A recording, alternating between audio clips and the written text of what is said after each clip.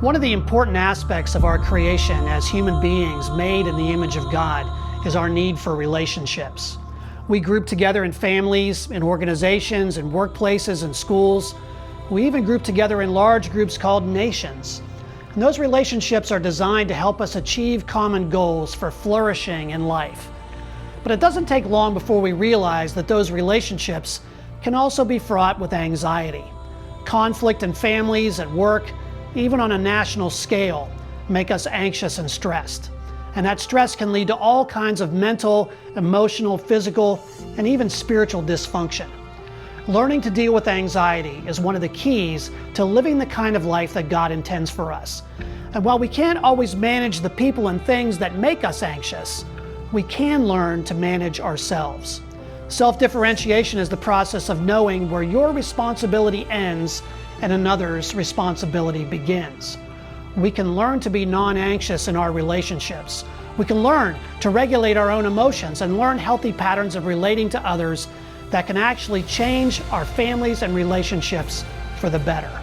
In this summer sermon series called Fables for Families, we're going to be focusing on self-differentiation, using not only some stories from the Bible and the model of Jesus, who was the most self-differentiated person in history, but also some insight from another rabbi, Edwin Friedman, who was a religious leader and family therapist who taught this concept of family systems and self-differentiation to people in many churches and synagogues.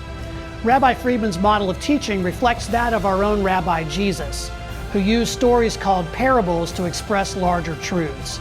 Friedman calls his stories fables, and they're all designed to help us find ourselves within them, to open up our thinking about how we can better recognize anxiety and regulate it in ourselves.